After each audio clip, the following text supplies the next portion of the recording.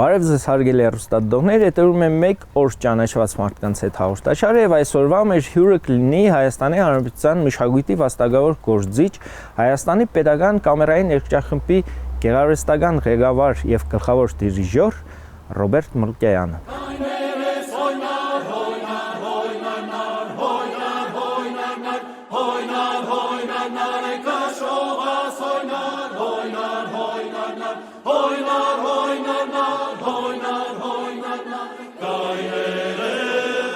Ռոբերտ Մլքեյանը ծնվել է 1961 թվականին Երևանում։ Սովորել է Լենինգրադի կոնսերվատորիայի դիրիժորական ֆակուլտետում, միաժամանակ ուսանել օպերային, սիմֆոնիկ դիրիժորություն եւ երգչախմբային դիրիժորություն։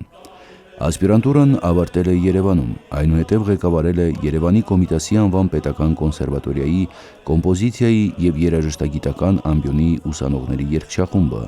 Միաժամանակ եղել է Էմին Խաչատրյանի դասարանում ասիստենտ ստաժոր։ 1992-ից 2000 թվականներին եղել է Գյումրիի պետական սիմֆոնիկ նվագախմբի եւ Գյումրիի կամերային երգչախմբի գեղարվեստական ղեկավարն ու գլխավոր դիրիժորը։ 1995 թվականին Երևանում ստեղծել է Հայ ֆոլք վոկալ անսամբլը, 2000 թվականից Հայաստանի պետական կամերային երգչախմբի գեղարվեստական ղեկավար եւ գլխավոր դիրիժորն է։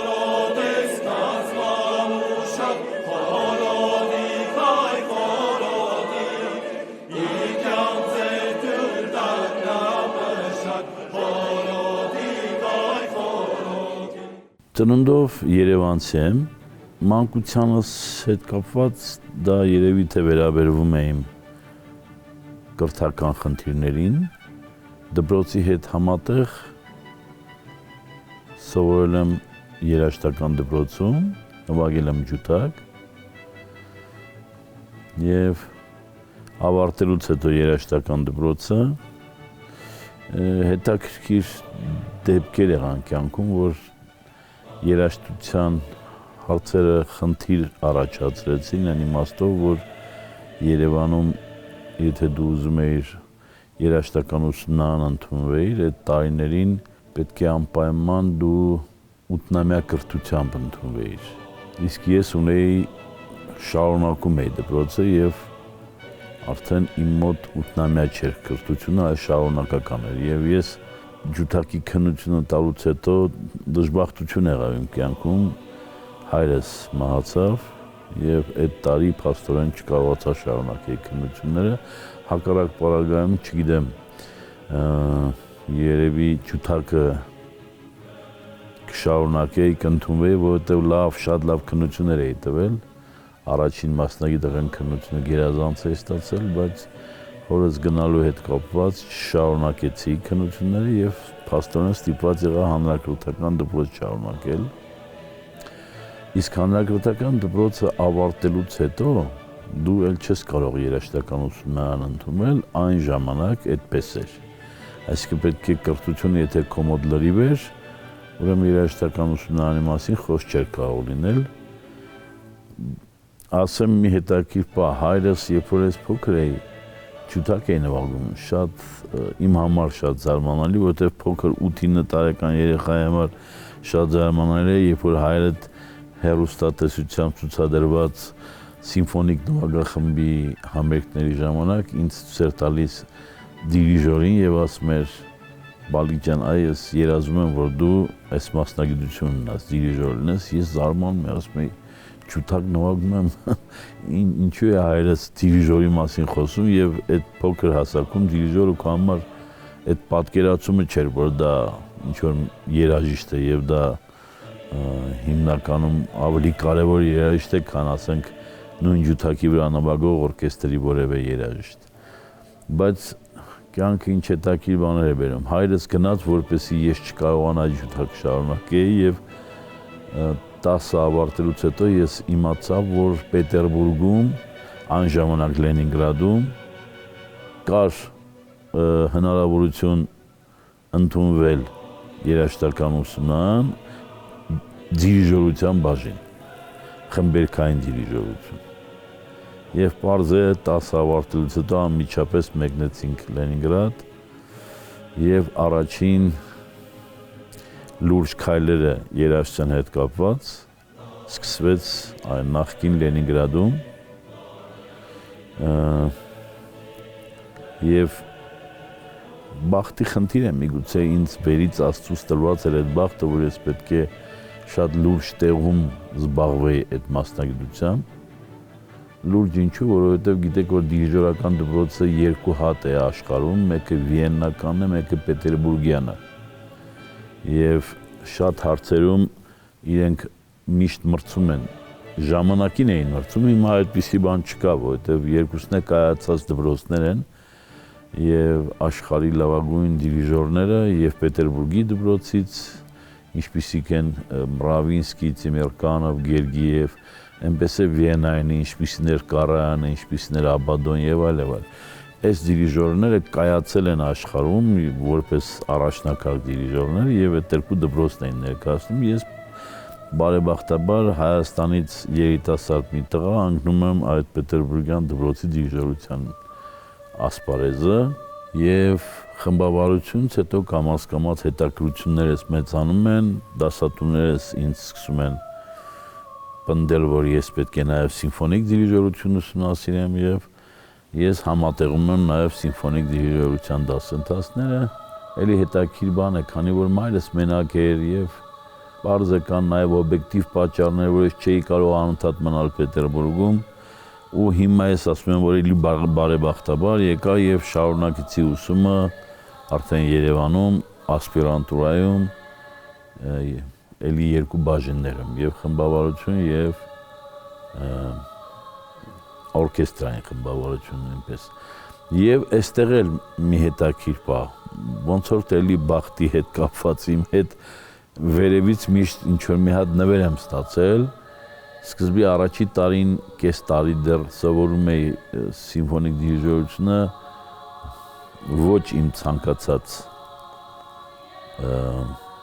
դասատուի հետ, բայց կես տարի հետո երջանկահիշատակ Էդգար Հովհաննիսյանը ռեկտորն էր կոնսերվատորիայի, ինձ կանչում է, ասում է, քանի որ ինքն էր պնդել, որ անպայման սիմֆոնիկը ես պետք է ավարտեմ ու շարունակեմ, ասեց ուրախացի, այդպես բախտ չէր եղել ոչ մեկին, ոնց որ քեզ է բախտ վիճակվել, ուրեմն Էմին Խաչատրյանն է գալիս Հայաստան։ Ինքը երկար տարիներ գիտեք, մեր կինոմոտոգրաֆիայի սիմֆոնիկ նվագախմբի գեղարվեստական ղեկավարն էր, մեր Արամ Խաչատրյանի եղբոր որդին, Էմին Խաչատրյան, մեծագույն երաժիշտ, մեծագույն, որը որոշել է գա Հայաստան, այստեղ պետք է ղեկավարեր ռադիոյի սիմֆոնիկ նվագախումբը, դրա հետ մեկտեղ կարծեմ թե ընտանիք կազմեց այստեղ եւ այլ եւ այլ եւ այլ։ Եվ Էդգար Հովհաննիսյանը ինձ ասեց, որ նա չի ուզում դասավանդի կոնսերվատորիայում, բայց անպայման ուզում եմ դու գաս ծանոթանաս, որպեսզի ինքը հասկանա ում մասին է խոսքը եւ համաձայնվի քո հետ պարապել։ Եղավ այնպես, որ հանդիպումը կայացավ, երկար հարցուփորձից հետո Էմին Խաչատրյանը հասկացավ, որ ես Պետերբուրգյան դպրոցի ներկայացուցիչ եմ էսպային դիրիժորության մեջ եւ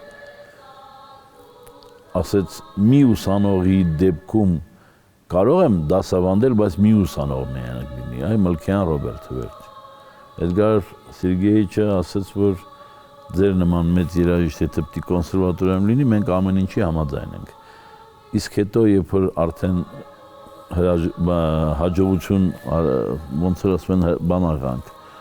բաժանվեցինք Էմին Խաչատրյանից մնացի մենակ Էդգար Հովհաննիսյանի հետ, ինքը ասեց մի ժամանակ հետո ասում մենք իրան խնդրելով զորով մի ձևի այդ դասանը կհամալրենք նաև ուրիշ ուսանողներով ու դա տեղի ունեցավ իհարկե 3 տարի հետո միայն, որովհետև 3 տարի շարունակ ես միայն Էմին Խաչատրյանի հետ էի դասանում եւ դա երջանիկ տարիներից մեկն էր իմ կյանքի, որովհետև պատկերացնում եք հզոր մի երաժիշտ քո հետ աշխատում է միայն քո հետ, օրը 2-3 ժամ մենք դիրիժորական վահանակի դեմ էի, անցնում ենք հսկայական ծրագրեր սիմֆոնիկ երաժշտության հետ կապված։ Եվ ես ինձ համարում եմ բախտավորներից մեկը, որովհետև երբ որ շատ մեծ երաժիշտի հետ ես աշխատում, զգում ես, որ սիրում ես այն մասնագիտությունը, որը մտքովդ չէր անցել, որ պետք է դառնաս դրա տեր ու տնօրենը։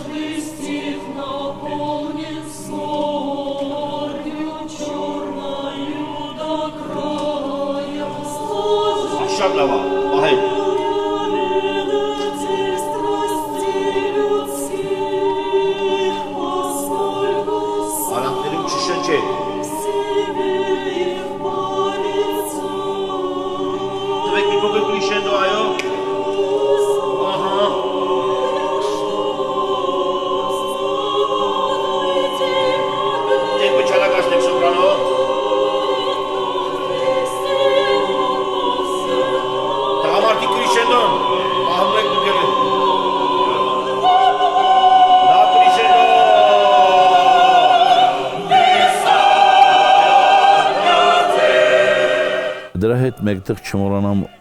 խմբերքային դիրիժորության մասին, այսինքն երգչախմբային, որտեղ իհարկե մի փոքր այլ էր, որովհետև ես մի տարի ուսանելուց հետո հիմնականում շարունակեցի ինքնուրույն իմ երգչախմբով աշխատել, հավաքեցի ուսանողներից երգչախումբ եւ կոնսերվատորիայի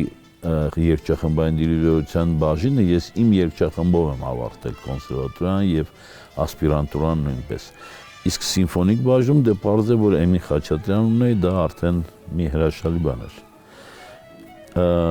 Եթե պիտի ես հիմա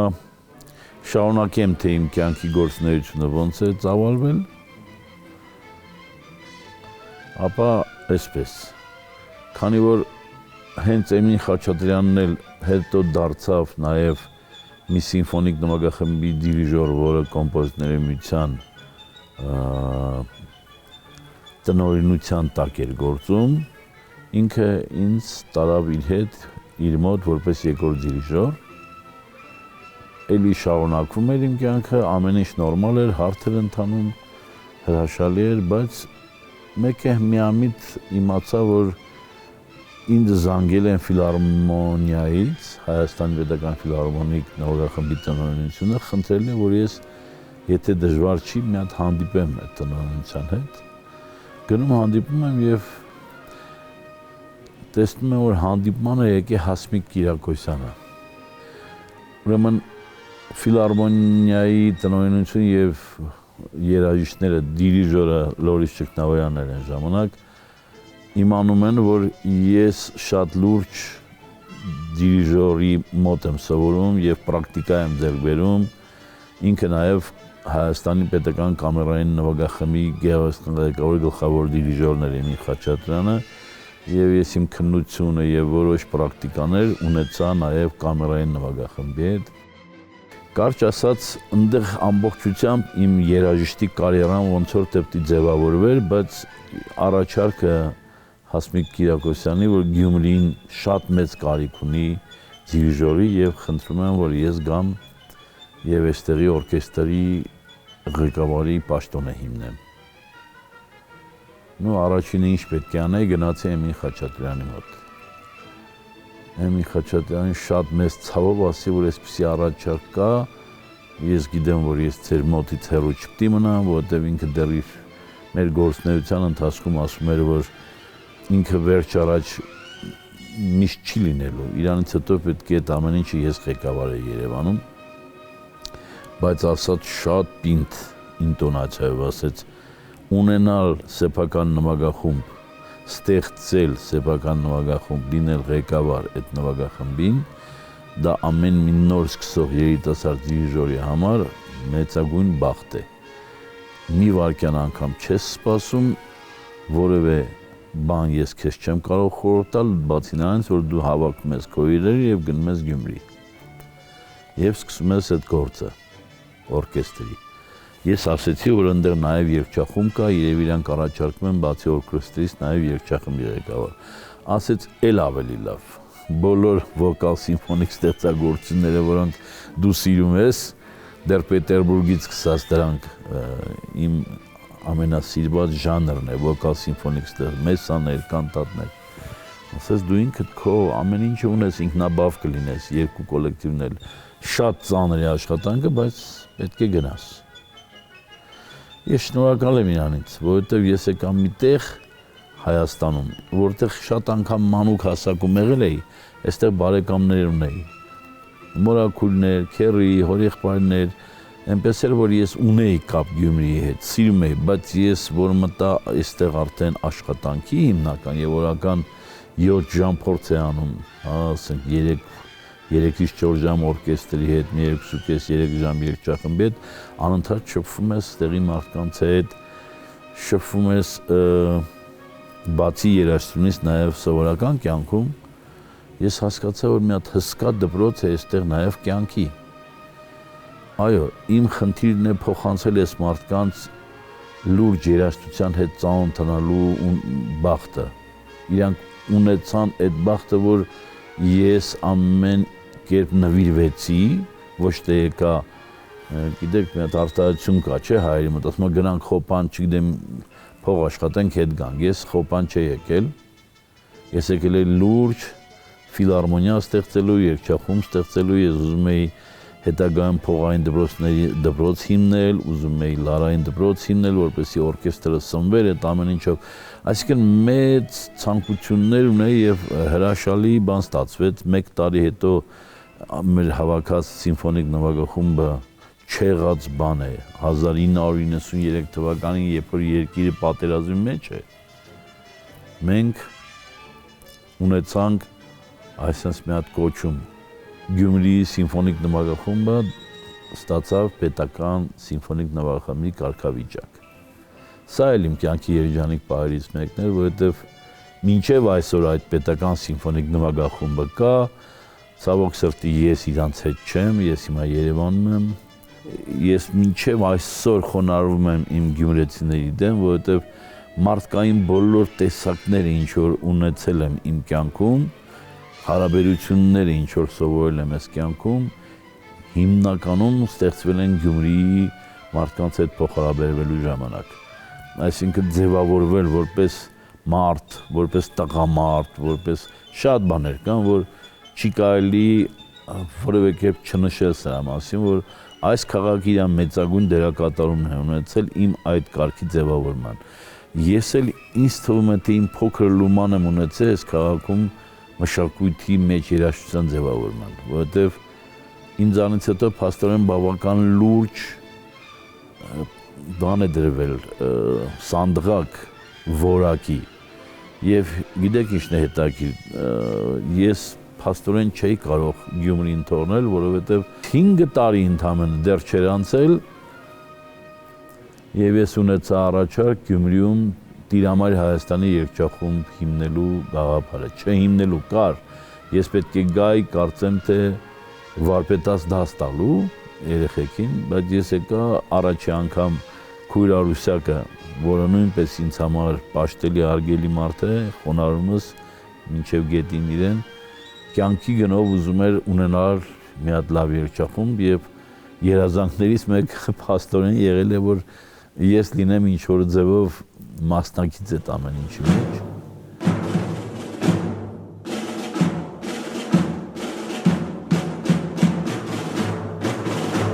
Ախտավորված ենք մի շատ գարող դիրիժոր եւ կերարվեստական ղեկավար մեր երգչախումբին բարոն Ռոբերտ Մալքեյանով, որ կարողանում է այս երեխաներին գադարելություն սովորեցնել, գադարելության ցկդիլ սովորեցնել եւ ես ուրախ եմ, որ մենք մեզի հաջողվեց այս դժվարին աշխատանք։ Եվ ես եկա լսելու, որ հասկանամ այդ վարպետաց դասը ինչին պետք է տամ։ Լսեցի եւ հասկացա, որ այդտեղ վարպետաց դասի խնդիր չի։ Սա պետք է հիմնովին ինչ որ մի երաժիշտ վերցնի ղեկը իր ձեռքը սկսի աշխատել։ Եվ ես Քույր Արուսյակին առաջարկեցի այդպիսի բան, որ այո, դա հնարավոր է, ուղղակի ես չունեմ այդպիսի հնարավորություն ամեն օր փորձել անելու։ Ես կարամ միայն շաբաթ կիրակի օրերը կարող եմ գալ աշխատել ու երգչախումբ ստեղծել, հիմնել։ Ինչ հետաքրքիր է իմ բախտը երաժշտության մեջ ձևավորվել, այսինքն բոլոր տեղերում ես ունեցել եմ ինչ որ շատ հետաքրքիր ձևի կայացման ճանապարհներ, որոնք խոչընդոտները շուտ հարթվել են միշտ։ Քույր Արուսյակը մի վայրկյան անգամ առանց վարանելու ասաց. «Մայստրո, ես բոլոր ձեր խնդիրները հոգալու եմ, միայն թե դա լինի հնարավոր, որ դուք ղեկավարեք այս երգչախումբը»։ Ասի շատ լավ։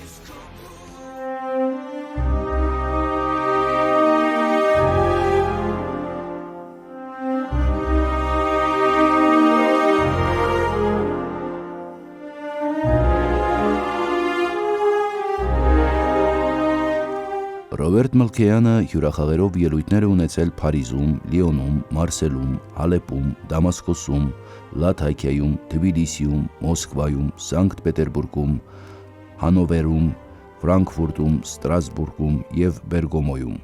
Բարձր հեղինակություն վայելող միջազգային երաժշտական փառատոներին։ Համերգներով հանդես է եկել այնպիսի հեղինակավոր դահլիճներում, ինչպիսիք են Դոնիձետտիի օպերային թատրոնը Բերգամո, Սպիտակ դահլիճ Սանկտ Պետերբուրգ, Եվրոխորհրդի համերգային դահլիճ Ստրասբուրգ։ Եղել է Հանովերում կայացած Էքսպո 2000 համաշխարհային ցուցահանդեսի հայաստանյան օրերի երաժշտական մասի գեղարվեստական ղեկավարը։ Թողարկել է Ars Poetica ձայներիզը աշխարհահռչակ ESAIM ձայնագրման ստուդիայում։ 1996 թվականին պարգևատրվել է Հայաստանի Հանրապետության Մովսես Խորենացի շքանշանով։ 2008 թվականին արժանացել է Հայաստանի արվեստի վաստակավոր գործչի կոչման։ 2016 թվականին հայրենիքին մատուցած ծառայությունների համար երկրորդ աստիճանի մեդալով։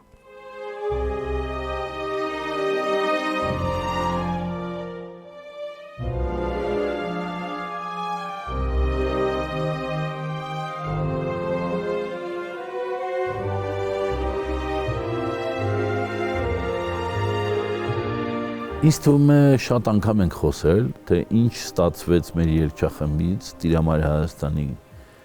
իմ երեխաներից։ Երեխաներ եմ ասում, իմ երեխեքի պես եմ, բայց մեջ են պատանի աղջիկներ էլ կան։ Դեռ 10 տարեկանից մինչև 25 տարեկան աղջիկներ ունեմ իմ մոտ երգող, որոնք չի կարելի ասել մանկական երգչախումբ, չի կարելի ասել պատանեկան, իրանք նենց լուրջ ծրագրեր են երգում, այնպիսի համերգներ են տվել, այնպիսի դահլիճներում են համերգ տվել, որ շատ ուրիշ կոլեկտիվներ երազում չեն տեսնում։ Էլ չեմ ասում, որ ամենամեծ հաջողություններից նաև եղավ են, որ մենք պատարագ տվեցինք 15 թվին Հռոմում, մեր պատարագիչը եղավ Հռոմի պապը, պատկերացնում եք, չէ՞, Հռոմի պապը պատարագիչն է, իսկ պատարագը երգում է մեր երգչախումբը Գյումրիի Տիրամայր Հայաստանի։ Եվ մենք հասանք եվրոպական բեմեր, ունեցանք հյուրախաղեր բազում, չեմ ասում, որ անմիջապես հաջորդ տարի 16 թվին Հռոմի պապը եկավ Գյումրի եւ այնտեղից իր հորդորը եղել էր եւ խնդրանքը, որ Գյումրիում եթե ինքը պիտի պատարակ տա եւ ինքը որոշել էր որ պիտի տա, խնդրել էր որ նորից մեր երգչախումբը պատարակը երգի եւ մենք Գյումրիում էլ Հռոմի պապը պատարակի չէր, մենք երգում էինք պատարակը։ Այս երգչախումբն էլ ստեղծվեց, դրա հետ մեկտեղ ես չասեցի, որ գնացի Երևան, ինչ տեղի ունեցավ, չէ, ես հիմնեցի կամերային երգչախումբ, որը այսօր Հայաստանի պետական կամերային երգչախումբն է, որի գործունեությունը ինձ թվում է, թե ես չպիտի պատմեմ, այլ իմ ունկնդիրը երաժիշտ շատ լավ գիտի, թե ինչ է տեղ ունենում, այդ երգչախումբը նույնպես աշխարհի լավագույն բեմերում է համերգ ունենում։ Աստծուց շատ շնորհակալ եմ, որ երաժշտական կյանքս ձևավորվեց այնպես, որ երևի թե հիմա որ հետ վերադարձ եմ անում, ասում եմ որևէ բան չի եղել խոչընդոտող այնպիսի, որ ես բողոքեմ իմ կյանքում, չի եղել այդպիսի բան։ Պիտի խնդրեմ Արարչին, որ չստեղծի փորձություններ մարդկանց համար, որովհետև մենք սովոր ենք ապրել այդ արարելով, մենք սովոր ենք ապրել տանջվելով։ Արվեստը մի ճանապարհ է, որը դու պիտի անընդհատ նվիրվես դրան եւ չպիտի մի վայրկյան անգամ քեզ կտրեն դրանից։ Ես հիմա էլի եմ խնդրում, մի ստեղծեք վերին ուժեր, որևէ խոչընդոտներ մարդկանց համար, իրենք առանց դրանը շատ տանջված բան են, ժողովուրդ են, երկրագնդի վրա ապրող մարդկությունը միշտ խնդիրներ է ունեցել դարեր շարունակ։ Այսօր ոնց որ թե պետք է սկսեինք հարթ ապրել, հիմա ուրիշ խնդիրներ կան։ Մի պահ ուղղակի դադար եղավ հոգեկան ընկճվածության, բայց պետք է վերականգնենք եւ ես սկսել եմ այդ ճանապարհը արդեն, առաջնահերթ պետք է առողջանանք հոգեպես։ Երբ որ հոգեպես առողջանում ես, մնացածը կամաց քայլ առ քայլ իր ճանապարհով կանցնի։ Իհարկե հավատը չկորցնելով, որ մենք որպես ազգ նույնպես մի օր կվերականգնվենք։ Եվ ինձ թվում է, որ ամեն մարդ ուղղակի հասկանա, որ իր կյանքում ինքը պետք է անի իր գործը շատ լավ։ Եվ եթե ամեն մեկը իր գործը լավ անի, այս երկիրը վերականգնելու, կառուցելու, լավը տեսնելու համար շատ բան պետք չի։ Պետք է ամեն մարդու վերաբերմունքը դեպի իր գործը լինի պրոֆեսիոնալ եւ լինի ձգտվի անպայմանորեն արվի բարձր մակարդակով։ Սա իմ կոչն է իմ ժողովրդին։ Խնդրում եմ համբերությամբ լծվեք, անպայման ճանաչեք ձեր ազգի մեծերին, մտածողներին, հավատարիմ եղեք ձեր աշխատանքին, ձեր ընտանիքին եւ ամեն ինչ կուղվի մեր երկրում։ Ինձ թվում է այսքանը։